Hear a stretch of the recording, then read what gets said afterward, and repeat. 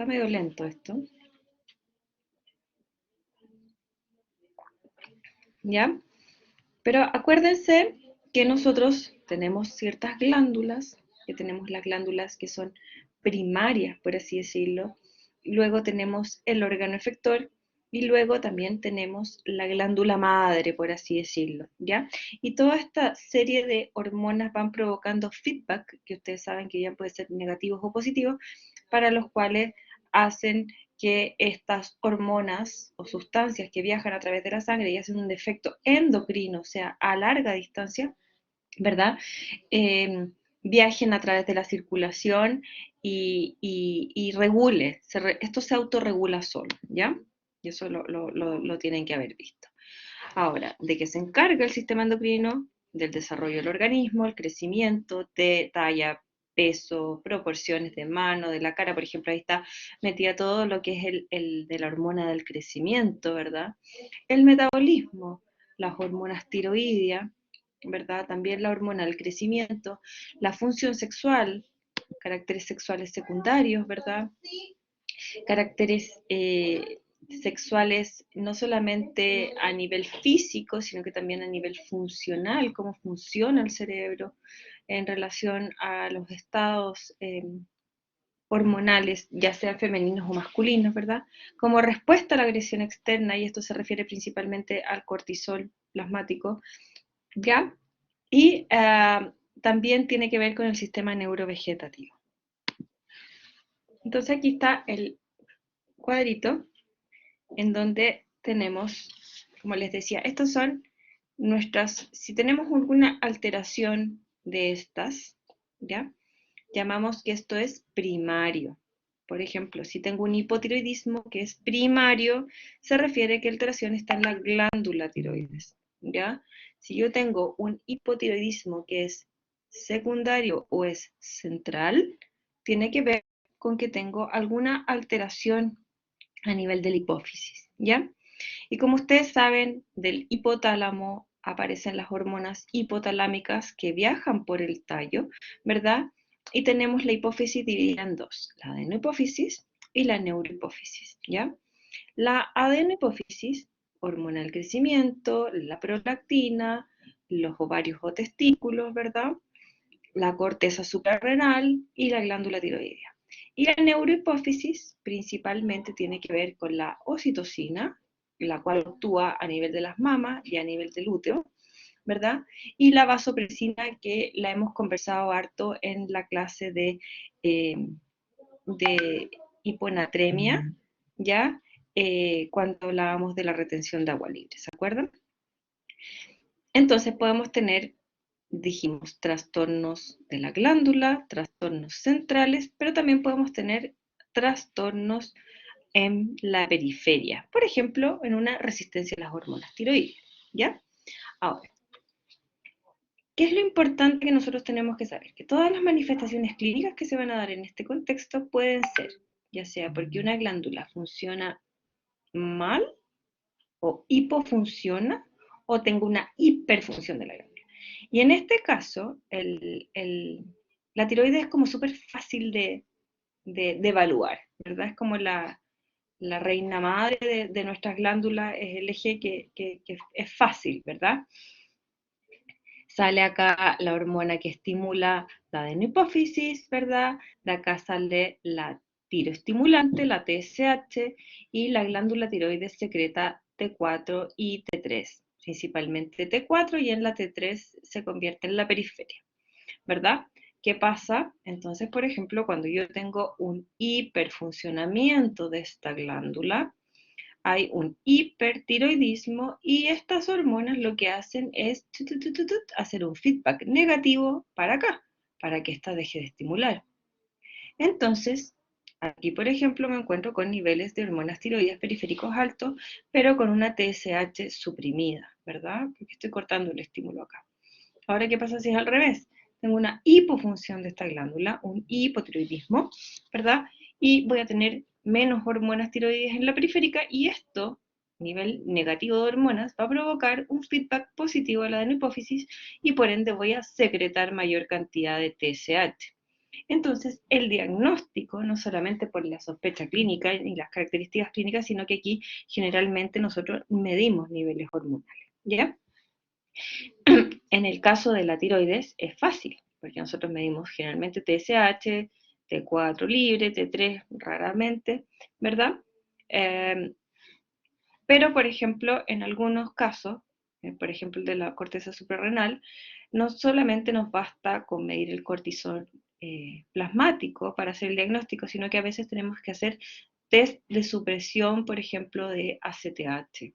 Lo mismo acá, no solamente tenemos que medir las hormonas, sino que también necesitamos medir otras cosas. Ya por eso les digo que el de la tiroides es como bien, bien bonito, es fácil de evaluar ese eje, ¿ya? Y en esta tablita yo les acabo de mandar el PowerPoint, ¿les llegó?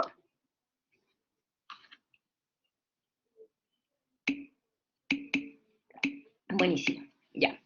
Entonces, en esta tablita un poco sale los estados patológicos, ¿verdad?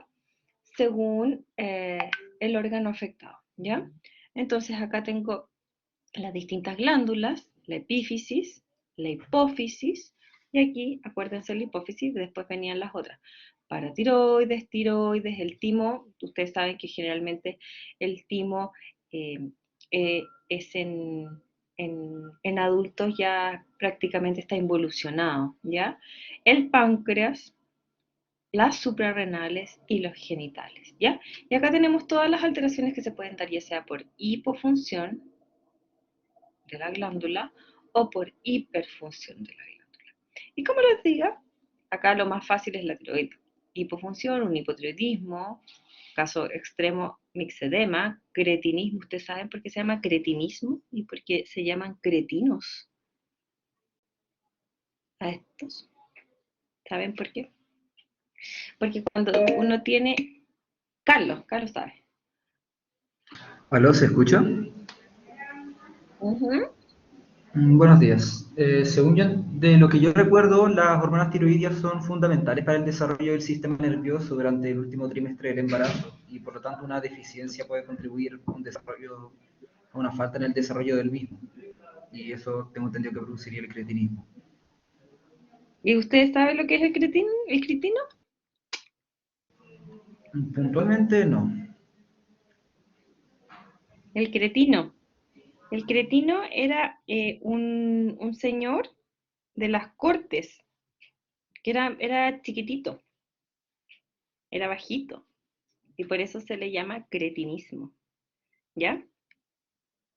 Eran chiquititos, eran como los cortesanos chiquititos. Mira, aquí estoy buscando una fotito de quienes eran los famosos cretinos, ¿ya? No los encuentro, pero son en las cortes, no me acuerdo de dónde, les gustaba la gente bajita. Una tontera. ¿Ya? Ok. Entonces acá, como les decía, podemos ver la hipofunción y la hiperfunción de cada una de nuestras glándulas. Y esto compone el sistema endocrino. ¿Ya? Y como les decía, los síntomas van a depender de la alteración. Y voy a partir por la tiroides, porque generalmente es lo que más vamos a ver. Ya en el hipertiroidismo hay un hipermetabolismo, ¿ya? La acción de las hormonas eh, tiroideas en la periferia está aumentada. ¿Por qué? Porque hay exceso de hormonas tiroides, ¿ya? Y generalmente esto regula el metabolismo, por ende vamos a obtener un metabolismo aumentado, así como cuando le dice a la gente que come mucho y que tiene un metabolismo aumentado y bueno, digamos, este es el extremo, ¿verdad? Entonces generalmente un paciente con hipertiroidismo va a tener nerviosismo, temblor, sudoración, ansiedad, va a sentir palpitaciones, ¿verdad? Va a tener una pérdida de peso involuntaria y aquí es importante que sepan que es con apetito conservado, ¿verdad?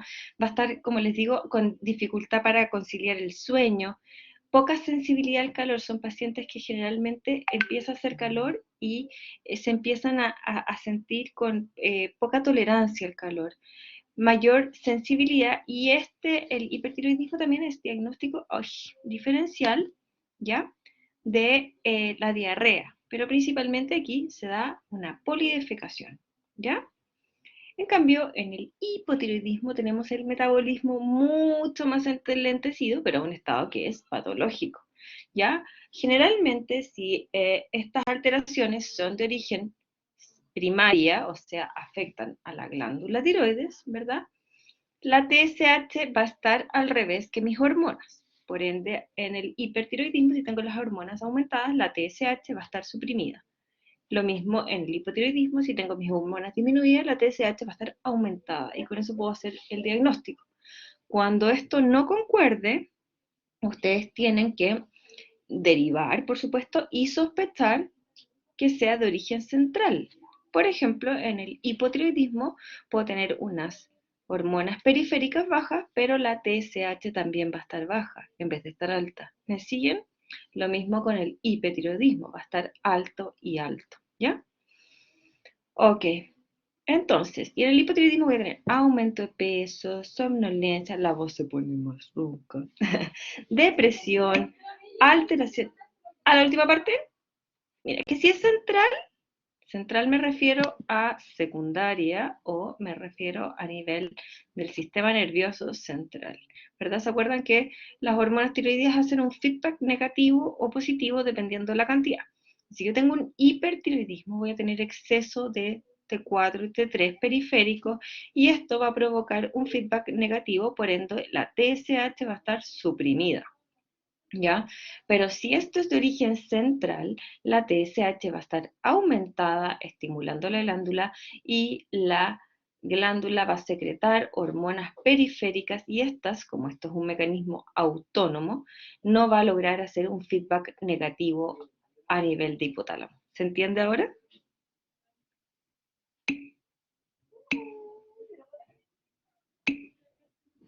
Cuando, déjenme ver el chat. Acá me pone, cuando la TSH y la T4 están ambas altas, no hay compensación. Es porque la causa es central. El hipotálamo, ya la glándula, la de la hipófisis, está secretando TSH, ya, independiente de la cantidad de hormona periférica que haya. Entonces, eso es una causa central. Y acá me pregunta José si pueden estar la TSH y las tiroides bajas en el hipo o las dos. Sí, pues cuando son centrales, ¿ya? Cuando el trastorno es primario de la glándula, una va para arriba y la otra para abajo. Pero cuando esto es central, las dos van para el mismo lado, ¿ya? Ok, puedo tener depresión, alteración del sueño, de hecho es causa de el hipotiroidismo, es una causa importante. Muchas veces son los psiquiatras los que hacen diagnóstico de hipotiroidismo porque los pacientes van a consultar a la psiquiatría por depresión y finalmente les diagnostican un hipotiroidismo, ¿ya? Artralgias, este es al revés, sensibilidad al frío, rigidez muscular, estreñimiento y demencia. Después yo les voy a mostrar el examen físico por sistema de las alteraciones endocrinas. El Addison. El Addison es cuando yo tengo una deficiencia de hormonas de cortisol, de glucocorticoides y mineralocorticoides, ¿verdad? De la médula suprarrenal, ¿ya? De la corteza y la médula, ¿ya? Pero hay una alteración, hay una baja de los corticoides, a diferencia del Cushing, que se los puse acá, que el Cushing es un exceso de corticoides con efectos glucocorticoides y mineralocorticoides, ¿ya? Como el Addison es una baja de la hormona, esto provoca un feedback positivo a nivel del hipotálamo, ¿ya? Y esto va a provocar la liberación, ¿ya? De la CTH. Y cuando se libera CTH de forma central, también se puede liberar la promielocórtico. Se lo puse en el PowerPoint abajo. ¿Quién lo lee? Pero es un estimulador de los melanocitos, ¿ya?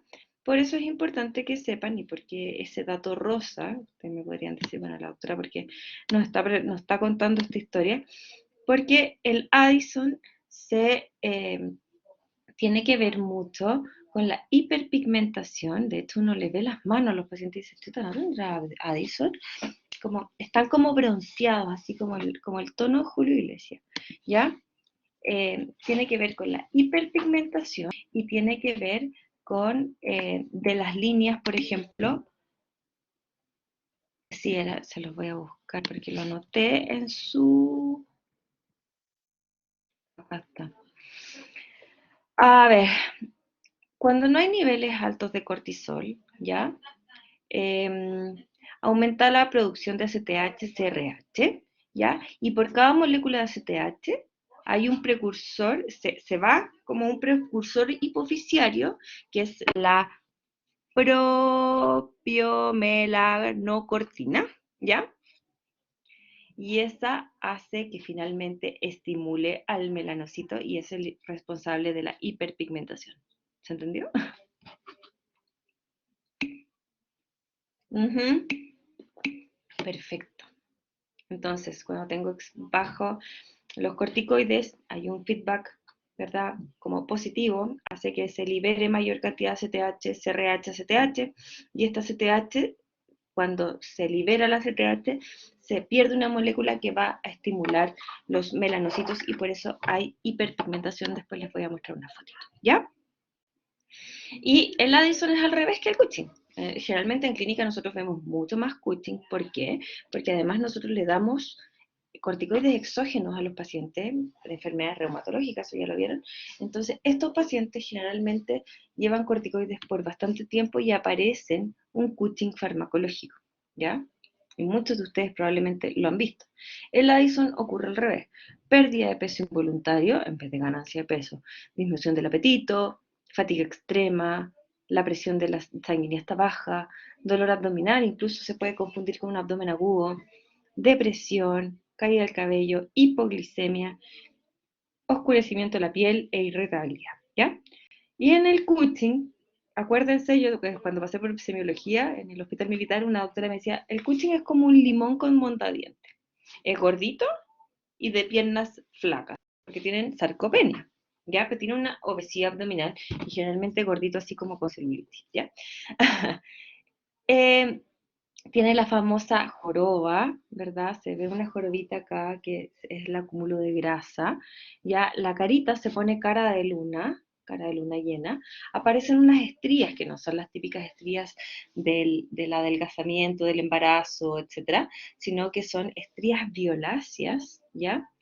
Hay una cicatrización muy lenta de heridas y picaduras. Puede haber acné, aumento de peso, como les decía, y obesidad abdominal central, osteoporosis y mayor riesgo de desarrollar diabetes tipo 2. La acromegalia, cuando tengo un exceso de GH, de la hormona del crecimiento, ¿ya? Entonces, generalmente, acá depende un poco en qué estado de crecimiento óseo a mí me pille esta alteración de la GH, porque puede ser un tumor productor de GH que me dio cuando yo era más vieja o que yo tuve un problema de secreción de GH cuando era más joven, y ahí sí, por supuesto, generalmente los que tienen acromegalia desde chiquititos son estos famosos gigantismos, ¿verdad? En cambio, cuando la acromegalia es de adultos, generalmente las facciones faciales son más grandes, ¿verdad? Con mayores protuberancias, la lengua es más grande, puede haber disfunción eréctil, hay movilidad reducida, etc. ¿Y saben cómo se dan cuenta los pacientes? También me acuerdo de semiología de tercer año mío, hace muchos. No, no son tan gigantes. Crecen más las manos, crece la mandíbula, ¿ya? Los niños, cuando son chiquititos, los pillan en el desarrollo. Acuérdate que nosotros crecemos en la medida que tenemos el cartílago de crecimiento todavía funcionando, pero una vez que eso ya se osifica, no volvemos a crecer más, ¿ya? Pero el niño sería que sí, es el gigantismo hipoficiario, exactamente, ¿ya? Pero acuérdate que la GH no tiene órgano efector periférico, o sea, no tiene órgano productor de GH periférico, es a nivel central. ¿Ya? Como les decía, semiológicamente, los hombres dicen que el cuello de la camisa, bueno, ahora ya casi no se ocupa camisa, pero el cuello de la camisa, si toda la vida usaron talla X, no sé, por decir algo, S, de repente no les cruza, y claro, y uno dice, bueno, ¿y por qué? Si no hay un tumor de tiroides o un timoma o alguna cosa extraña, ¿verdad? ¿Por qué no me cruza el cuello de la camisa? ¿Ya? Es una buena medida. Ok, y y el enanismo, estatura baja generalmente, este generalmente se da en los niños, ¿ya? Dificultad del desarrollo de habilidades motrices, puede haber artritis, infecciones recurrentes, aumento de peso, dolor de espalda. El arqueamiento de las piernas esa es una característica bien típica. ¿Ya? También tenemos en relación al síndrome ovario poliquístico, que es un síndrome completo. Generalmente esto es multicasual, tiene muchas causas. Hay, hay algunos, por ejemplo, que del síndrome ovario poliquístico, más que la alteración de los ovarios mismos, hay un estado de insulinoresistencia, ¿ya? Y por eso tiene que ver mucho con el síndrome metabólico, ¿ya? Tenemos hipertensión, podemos tener diabetes, ¿verdad? Y vamos a tener también alteraciones por la masculinización de las hormonas y por la misma insulinoresistencia, obesidad, acantosis nígrica, insutismo. Esto es causa de infertilidad y de aborto espontáneo prematuros del primer semestre. Y otras síntomas que pueden ser comunes a distintas cosas, puede ser, por ejemplo, la cefalea, ¿ya? Todo lo que tenga que ver con la hipófisis. Alteraciones visuales. Recuerden que la hipófisis está justo cerquita del quiasma óptico. Entonces, una de las formas también de evaluar algún problema hipofisiario es con una campimetría o un campo ocular, ¿verdad? Un campo visual, perdón, donde puedo encontrar algunas alteraciones. Galactorrea, ¿ya? Aquí tiene que ver principalmente, hay varias hormonas involucradas, puede estar principalmente obviamente la prolactina, pero también puede estar la oxitocina, las hormonas del cortisol y las hormonas tiroideas. En la infertilidad también es multifactorial, en las alteraciones menstruales también, osteoporosis, tetania y alteraciones del ánimo.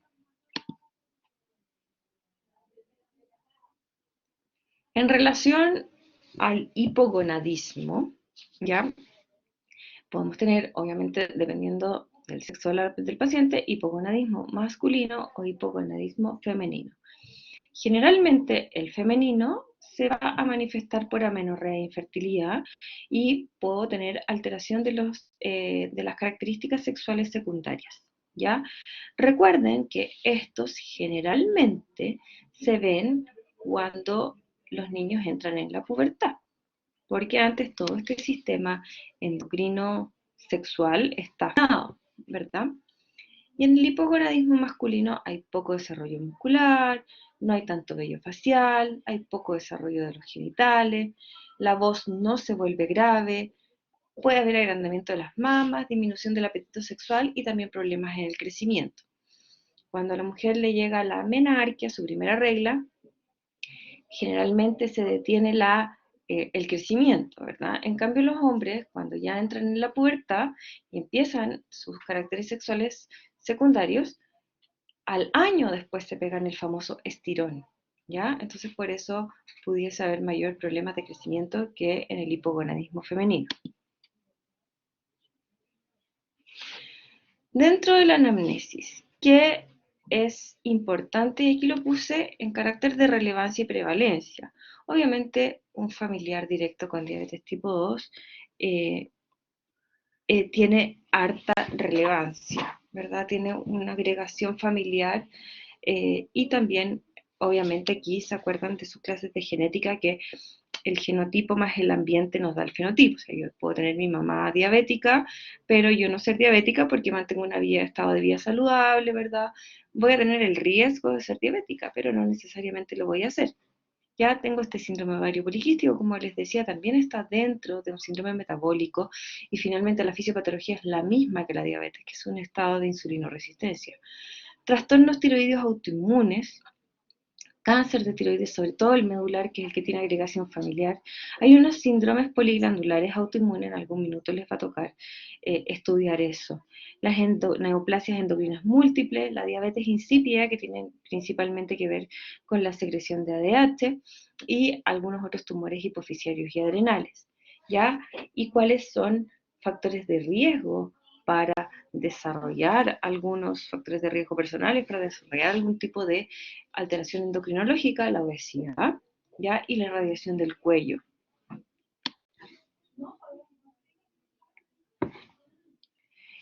Ya, en la exploración física, generalmente los endocrinólogos, entra el paciente por la consulta, lo miran y dicen, este gallo tiene una pinta de hipotiroidismo.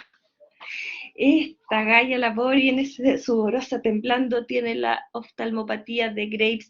Dicen, ella es hipertiroidea. Esto que les decía yo de la hiperpigmentación, también nos dicen, no tendrá. La radiación, por ejemplo, en un linfoma, que tengo que irradiar un tumor, ya, si yo me irradio el cuello por alguna causa, yo puedo provocar alteración de la glándula tiroidea. Cuando se va a hacer un escáner, por ejemplo, usted, bueno, yo tengo mis niñitos más chicos, entonces ahora que Ignacito se fracturó su brazo, cada vez que le iban a hacer una radiografía, le ponían un plomo acá en el cuello. Esto es para que no se irradie la tiroides, porque tengo riesgo de desarrollar cáncer. ¿Ya? Ah, sí, se fracturó hace mucho rato, pero ya está sanito, sin yeso, sin nada. Ya. Creo que estaba con un par de alumnos cuando... Tuve con un par de alumnos cuando tuve que salir corriendo, me llamaron del colegio. No sé si estaba con... Fue todo un show, pero bueno, se anduvo bien, se fracturó el bracito. Ya. Entonces, como les decía, cuando los endocrinólogos ven entrar a alguien y dicen, chut, al tiro se cae, ¿ya? En la inspección hay algunos parámetros que nos van a ayudar, por ejemplo, esta obesidad central que les decía yo. Al mirar al paciente, esta carita de luna llena, la joroba, o sea, ni siquiera tenemos que tocar para, para poder hacer una aproximación diagnóstica, ¿ya? Obviamente en la exploración física tenemos que examinar al paciente por completo, pero hay características más especiales. Si estoy sospechando una patología tiroidea, voy a ir dirigidamente a palpar tiroides, ¿verdad? Y como les decía, cuando nosotros tenemos la sospecha de una patología endocrinológica, nosotros vamos a hacer un diagnóstico presuntivo, pero esto se confirma con pruebas hormonales y también con pruebas funcionales de las glándulas, ¿ya? Entonces, a nivel de la inspección general, vamos a ver el estado nutritivo, la piel y fanerios, signos de androgenización, que es masculinización, ¿verdad? El tono de la voz y el estado emocional. La talla, ¿ya? Entonces es súper importante, sobre todo en los niños, creo que en la diapositiva que sigue, en el diagnóstico, sí, finalmente tú confirmas tu hipótesis diagnóstica con laboratorio. Yo puedo tener un paciente que sea muy hipotiroideo, de aspecto, de todo, y si no tiene las hormonas alteradas, yo no puedo hacer el diagnóstico. ¿Ya? Bueno, como les decía, la talla es súper bueno para ver, para el diagnóstico y también para ir controlando y también para ir, uno puede ir aplicando ciertas terapias.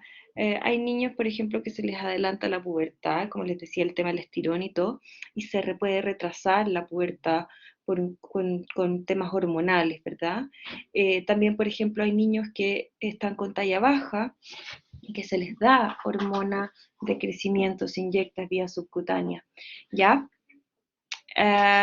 Como les decía, esto tiene que ver obviamente con la hormona del crecimiento y cuando en la niñez yo tengo un déficit de hormona del crecimiento, generalmente voy a tener un paciente con enanismo, ¿ya?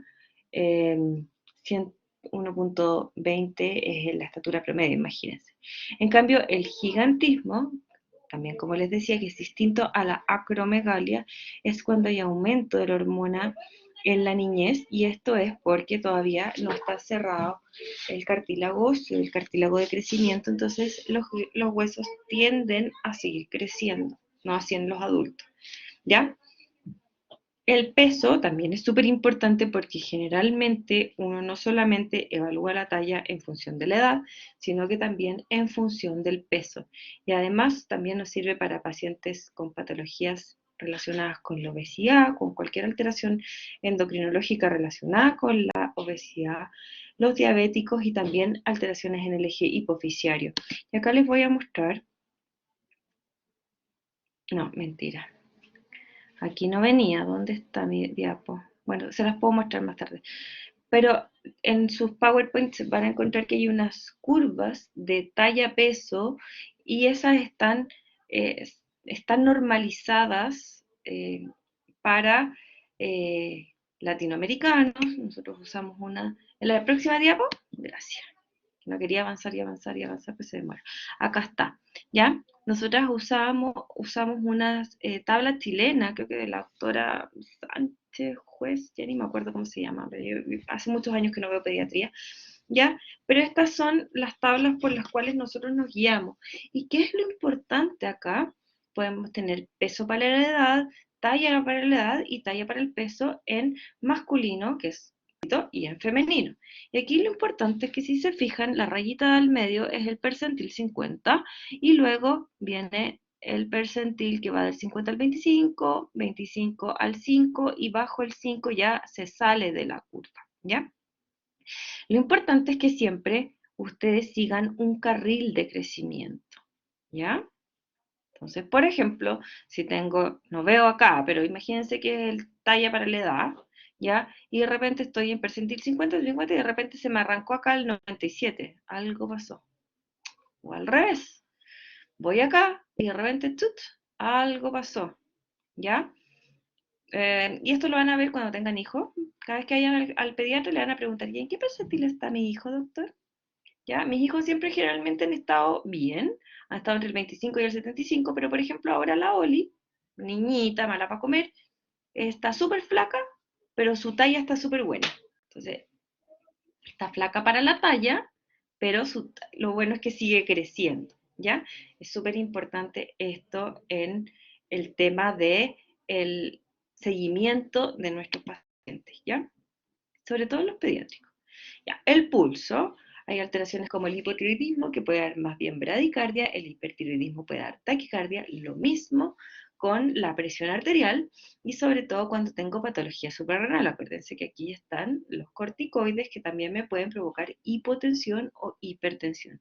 Y la temperatura también, generalmente en hipotiroidismo puedo tener mayor hipotermia y en hipertermia en crisis tirotoxicósicas o tiroiditis, ¿ya? La tiroiditis es una inflamación de la glándula tiroides, ¿ya? Generalmente se presenta con dolor en el cuello, ¿ya? Y con alteraciones disfuncionales tiroideas dependiendo del minuto, porque cuando se destruye la glándula, se liberan todas las hormonas a la periferia, entonces es un estado de hipertiroidismo, pero que después se me agotaron mis hormonas de la glándula, entonces viene un estado de hipotiroidismo hasta que después viene la recuperación. Eso se los voy a preguntar en la prueba. Lo voy a anotar al tiro. Tiroiditis. ¿Ya? Ok. Ah, vea la grabación, doctora. No, tiroiditis, son nada importante. Claro que son importantes. No, es la tiroiditis es la destrucción, no es la tiroiditis crónica, ojo, es la tiroiditis subaguda, ¿ya? Generalmente se da por una infección viral en el cual se destruye la glándula, libera todas las hormonas a la periferia, hay un hipertiroidismo y después mis hormonas se agotaron, hay un hipotiroidismo y después vuelvo a la normalidad, ¿ya? Eso ya lo vimos. La piel. Esta es la famosa carita de luna llena, fíjense. Ya tiene un poquito de eritema. Miren las estrías. Estas son las típicas estrías del Cushing. Son distintas las estrías que a uno le sale del crecimiento. ¿Ya? También puedo tener hemorragias en algunas alteraciones. ¿Ya? Disminución o aumento del vello corporal, como por ejemplo el hirsutismo. No sé si tengo fotos después. Pero aparece como barba, ¿verdad? Signos de virilización. ¿ya? También puedo encontrar, por ejemplo, estos vitíligos, puedo encontrar una piel media amarillenta en el hipotiroidismo. Esto es una facie hipotiroidia, ¿ya? La paciente está pálida, fíjense, la cola de las cejas no tiene cola de las cejas, también es bien típico. Tiene una cara como así como, "Ugh", ¿ya? Y generalmente el vitiligo no es que se acompañe de que sea propio de una hipotiroidismo o un hipertiroidismo, sino que el vitiligo nos orienta a que la causa de esto puede ser de origen autoinmune, ¿ya? Como les decía también, fíjense aquí la hiperpigmentación en los pliegues, en los genitales, miren la areola mamaria, y también en los lugares donde están eh, fotoexpuestos los pacientes por esta alteración que les decía yo principalmente en Addison secundaria al exceso de ACTH.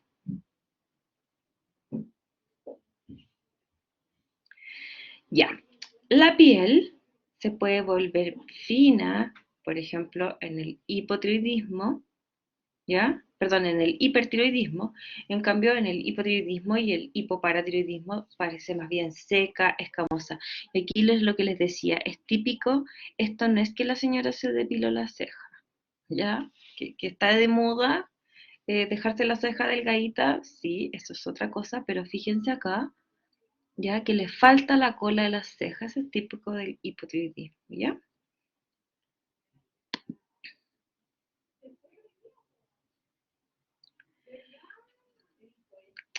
La alteración de las pieles y fanerio, principalmente a nivel corporal, por ejemplo, en un varón, que no le aparezca el vello púbico, el vello axilar, el pelo en pecho, ¿ya? Nos orienta a un hipogonadismo, ¿verdad? En cambio, en la mujer generalmente se debe a otras alteraciones, un déficit de ACTH, eh, que puedo perder el vello axilar y pubiano, ¿ya? El síndrome de Sheehan generalmente se da por una hemorragia posparto donde baja, hay como una isquemia aguda de la hipófisis, ¿ya? Y puedo tener déficit de ACTH secundario a esto. Las uñas pueden volverse quebradizas, blandas, el hipertiroidismo, o también puedo estar hiperpigmentada, fíjense aquí se llama melanonoquia longitudinal, ¿ya? Esas rayitas que se ven así, pueden ser hiperpigmentadas en el Addison. Hirsutismo, estos son signos de androgenización. Lo que les decía yo, que en las mujeres nos puede aparecer barba, acné, ¿ya? Puede haber acantosis nigricans, ¿has visto la acantosis nigricans? Y hipertrofia del clítoris. Esta es una guaguita mujer, ¿verdad? Y esto es su clítoris, no es un pene.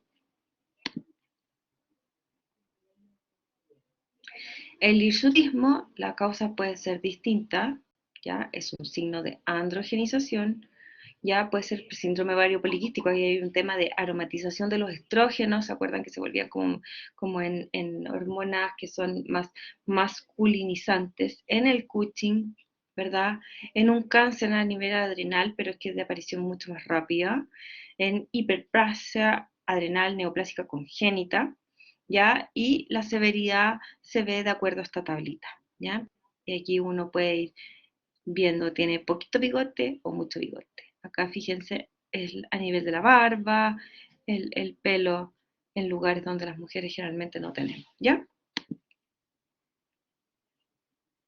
El tono de la voz, generalmente, sí, se suman los puntos. Generalmente la voz en el hombre, bueno, ustedes saben, una voz ronca, ¿verdad? Incluso los pacientes que se sienten trans de chiquitito, se les puede hacer un frenado hormonal, ¿verdad? Para que no desarrollen caracteres sexuales secundarios y hacen como una especie de hipogonadismo eh, masculino, ¿verdad? Y la voz no les cambia, no les aparece pelo, no les cambia la voz, no se ponen más musculosos ni adquieren esta espalda más ancha en el caso de que finalmente el niño quiera quedar como niña, digamos, o se sienta niña, ¿verdad? Se sienta con un cuerpo distinto, ¿ya? Y obviamente en el hombre afectado de hipogonadismo la voz es más suave y en la mujer afectada de un hiperandrogenismo la voz es más áspera y ronca, ¿ya? Igual que en el hipotiroidismo.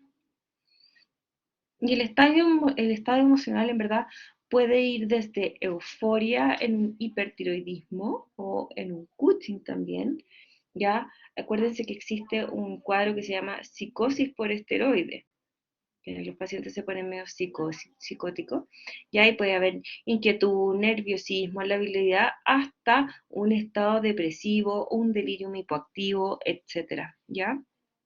Por eso es súper importante siempre que tengamos una alteración a nivel emocional, pedir, por ejemplo, hormonas tiroideas y hormonas y cortisol. Ahora vamos. Sí, pues que el Cushing es un exceso de esteroides, el cual puede ser propio, ¿verdad? Porque si yo tengo un nódulo suprarrenal que me libera esteroides, cortisol, o puede ser exógeno. Yo que soy migrañosa, chicos, les puedo decir que la primera vez que usé corticoides por manejo de las migrañas, estaba de turno, y pedí que me pusieran un Cioten, una betametasona, que era la indicación de mi neurólogo. Eran como las 3 de la mañana y yo andaba como, dicen las viejas, como el oro en el alambre. Andaba así, nerviosa, caminando por todos lados, no tenía sueño, nadie decía, de verdad, que los corticoides te dan ya, te mantienen un pelito más arriba. Ok, por sistema tenemos, bueno, obviamente evaluar la región cefálica, la región cervical y luego el resto del sistema. Ay, no puedo avanzar. ¿Ya? Y como les decía, hay facies que son muy típicas, ¿ya? Como la fascia hipotiroidea, ¿ya? O esta es típica de hipertiroidismo. Fíjense en la oftalmopatía de Graves, ¿ya? Y este es el famoso signo de Graefe, ya que yo miro hacia abajo y se observa este pedacito blanco que hay ahí, ¿ya? Este es un exoftalmo. Los hipotiroideos generalmente tienen fase como media abutagada, ¿verdad? Tienen como, tan esta es una foto antigua de un pretratamiento a un post-tratamiento. Fíjense, incluso que se observa la cola de la ceja más adelgazada, ¿ya? Y esta señora uno la ve y dice que es nerviosa, ¿sí o no? Uno le ve la cara y dice, esta señora está como neurótica. Pero no, no es neurótica, es hipertiroidea. ¿Ya? ¿Qué otras cosas también puedo...? No, es un exoftalmo bilateral. ¿Ya? Lo que pasa es que la oftalmopatía de Graves, ¿cómo se llama? Es autoinmune de la parte blanca. A ver, volvamos. Están preguntando muchas cosas de esta diapo. Cuando usted mira hacia abajo, el párpado tiende a bajar junto con sus ojos. Mira hacia abajo. Pero estos pacientes, como tienen oftalmopatía, lo que pasa es que tienen una acumulación de lipopolisacáridos atrás, ¿ya? Y esto es un fenómeno autoinmune, ¿ya? Se vuelve atrás del globo ocular y hace que se salga. Cuando yo tengo un exoftalmo unilateral, ¿ya? Ahí ya no tengo que sospechar que sea una oftalmopatía de Graves, sino que ahí tengo que sospechar de que puede haber un tumor retrocular, ¿ya? Como el típico diagnóstico diferencial de exoftalmo bilateral o unilateral, ¿ya? Y generalmente algunas alteraciones sí vuelven a la normalidad, pero por ejemplo acá, cuando yo tengo un Graves, eh, la oftalmopatía va de forma paralela al hipertiroidismo, ¿ya? Y esto porque no está causado por las hormonas como tal, sino que está causado por los anticuerpos que producen eso.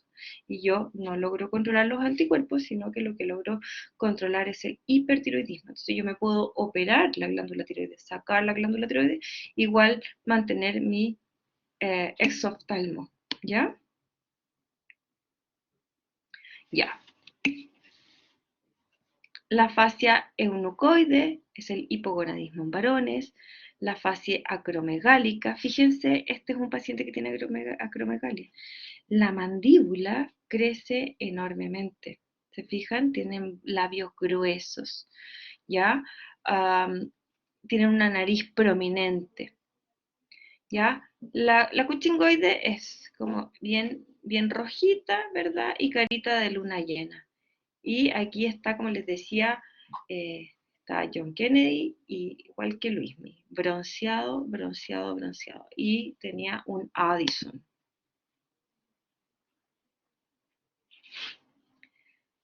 En la cavidad oral, miren esta tremenda lengua, ¿de qué creen que es? La puedo tener principalmente en acromegalia. También puedo tener en hipotiroidismo y en amiloidosis, ¿ya? Y aquí están las hiperpigmentaciones de del Addison, ¿ya? Igual que acá debajo de la lengua.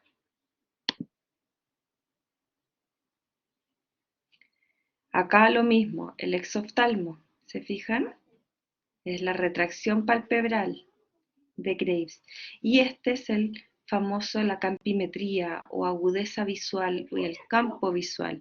Esto nos sirve para ver la agudeza visual, ¿verdad? Y esto, aquí principalmente para ver retinopatía. Y el campo visual o la campimetría, este principal nos va a servir para evaluar si hay compromiso del quiasma óptico.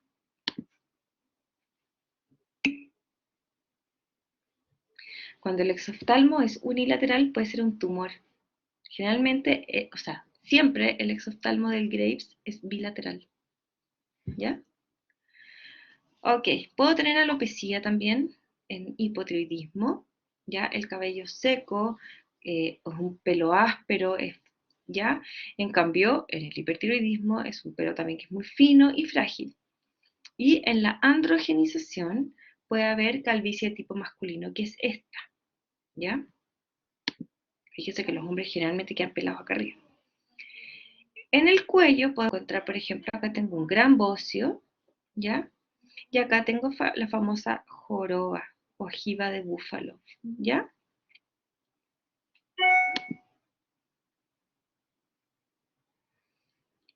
Siempre tengo que palpar la tiroides. La tiroides se palpa por detrás del paciente, es lo más fácil, ¿ya? Y yo aquí con mis dos dedos voy a hacerme la mímica, ¿ya? Voy a tocar el cartílago, ¿verdad? Me voy a ubicar por acá en este triángulo que se forma con el esternocleidomastoideo y yo le pido al paciente que trague. La tiroides sube y baja y yo la siento con mis deditos. Y la maniobra de Kerbein es que yo corro la tráquea hacia un lado, no sé si alcanzan a ver en el video, y yo me puedo tocar con mejor facilidad el lóbulo contralateral y lo mismo para el otro lado. Como que la expongo la tiroides. Entonces ahí puedo ver, em, la puedo ver, la puedo palpar en realidad y puedo ver si hay presencia de nódulos, ¿verdad? De bocio, etc. Y ojo que en un sujeto normal la tiroides puede ser palpable, o sea, en un sujeto delgado o de cuello delgado. Hay distintos tipos de clasificaciones del bocio, ¿ya? Y esto es principalmente si es que hay que tener mayor expertise palpando tiroides para decir grado 0, 1, 2, 3 o 4, ¿ya? Y acá también es importante saber si es nodular o difuso, ¿ya? Aquí parece que hay un nódulo en la tiroides.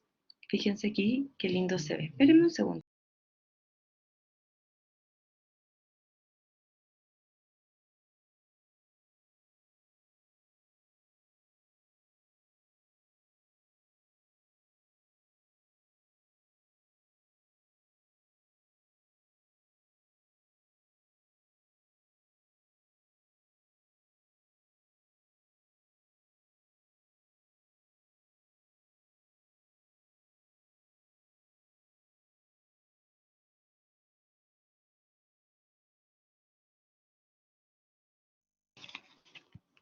Parece que de verdad tenía Addison.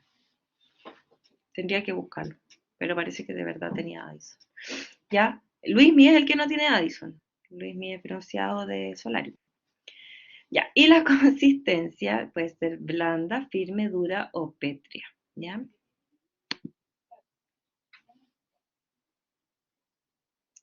Fíjense que hay bocios que son tan grandes, fíjense que llegan a ser intratorácicos y puede comprimir la vena cava superior, ¿ya?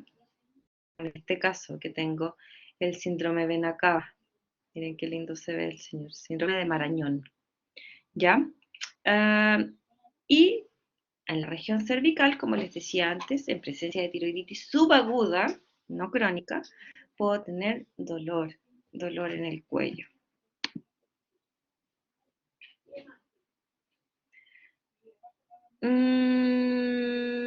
También puede haber un frémito, ¿ya? Porque los bocios pueden ser gigantescos.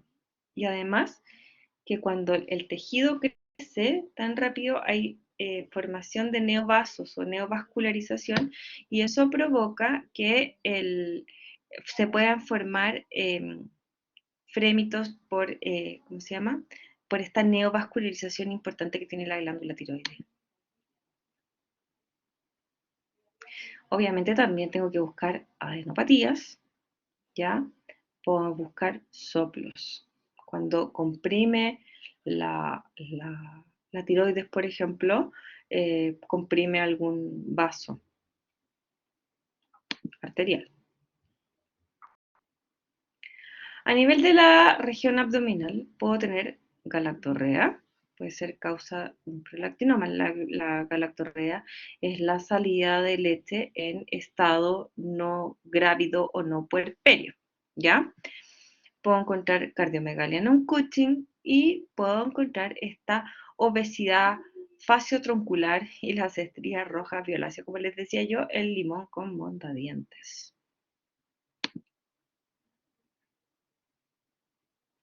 Y acá está el típico del Cushing, que también lo más probable es que se las pregunte alguna vez en su vida. Yo no sé si es la prueba, pero se las puedo preguntar en cualquier minuto, ¿ya? Que es secundario a hipercortisolismo. Voy a tener osteoporosis, aumento de la grasa, eh, crecimiento o hipertrofia cardíaca, obesidad de origen principalmente abdominal, ¿verdad? Las estrías, puede haber amenorrea, ausencia del ciclo menstrual en las mujeres, la curación inadecuada de harina, de las heridas, ¿verdad? Carita de luna llena, hipertensión arterial. Y pérdida de masas, acuérdense, hay sarcopenia, pérdida de masa muscular. Por eso, insisto, el limón con mondadientes. Ya en las extremidades, en la acromegalia puedo encontrar un tamaño desproporcionado de los pies y las manos. En el hipertiroidismo puedo encontrar un temblor fino. En el hipotiroidismo puedo tener edema con Godet negativo. Acuérdense que el edema no es por aumento de la presión hidrostática, sino que es por acúmulo de una sustancia mucopolisacárida que es el que provoca el mixedema, ¿ya? Y puede haber miopatía, o sea, enfermedad del músculo, en hipertiroidismo, hipotiroidismo, hipercortisolismo y en el hiperparatiroidismo.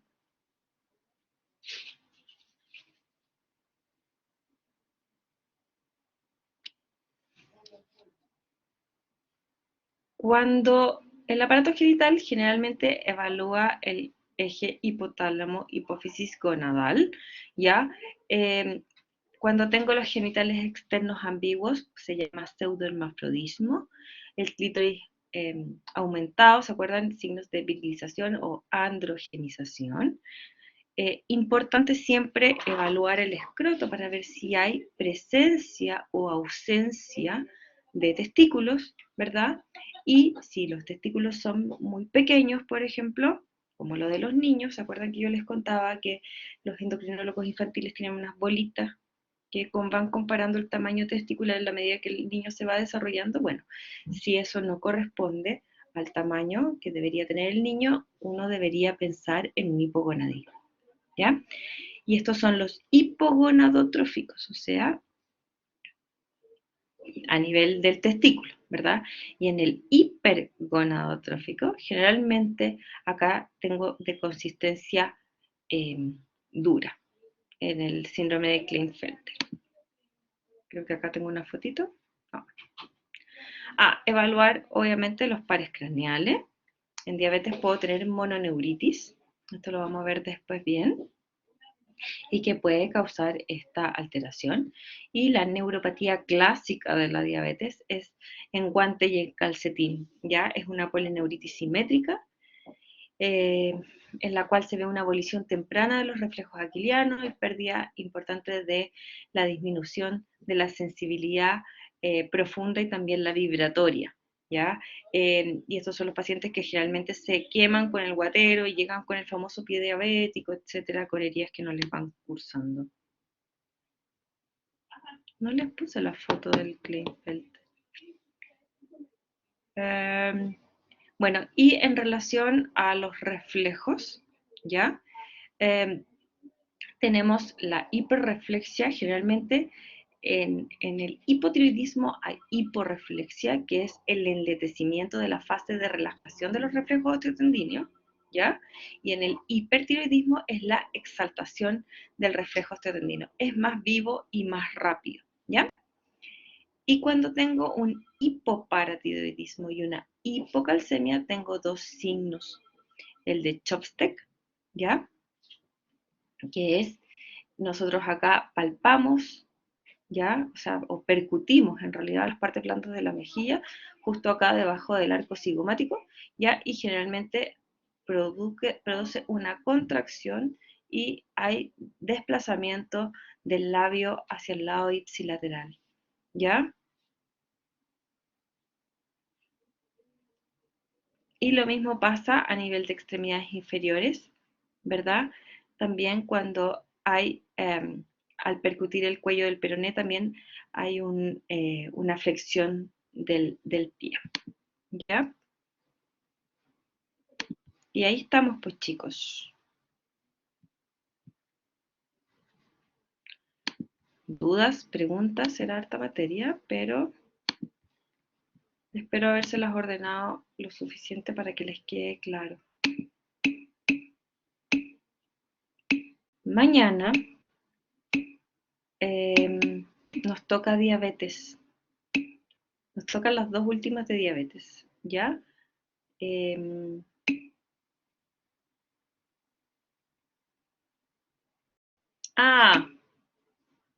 ¿Qué examen, doctor?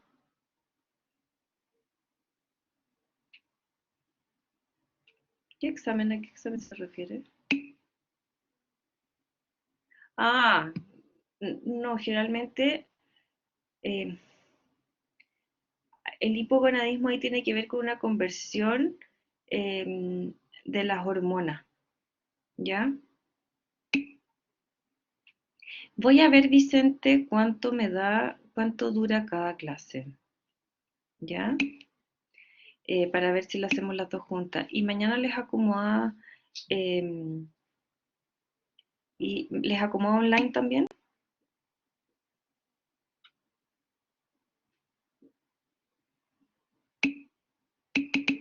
¿sí? ¿Les acomoda más? Porque a mí también. Ay, presencial.